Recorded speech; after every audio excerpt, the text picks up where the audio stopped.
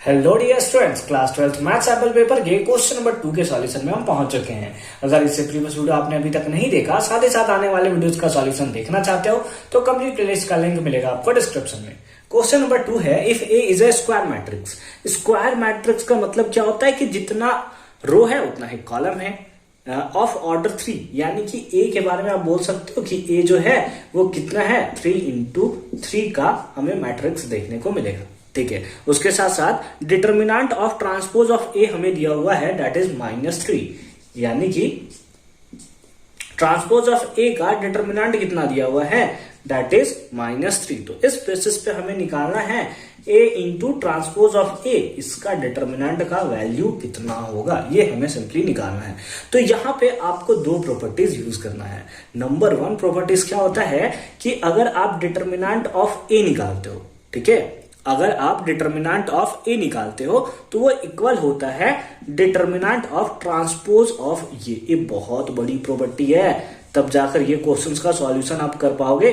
ठीक है, ये हो गया प्रॉपर्टी नंबर 1, यानी कि ए है सिंपली, उसका आपने ट्रांसपोज किया तो ट्रांसपोज का जो डिटर्मिनेंट निकलेगा और जो ए से आपने डिटर्मिनेंट निकाला है, दोनों डिटर्मिनेंट क्या होंगे, आपस में इक्वल होंगे। आपको निकालना ये है। तो अब इसके लिए हमें दूसरा प्रॉपर्टी यूज करना पड़ेगा। दूसरा प्रॉपर्टी है कि मल्टीपल ऑफ ए और बी है ना, ए और बी इनटू में है, और इसका अगर हमें डिटर्मिनेंट निकालना है तो इसके लिए फॉर्मूला होता है determinant of A into determinant of B, determinant of A into determinant of B.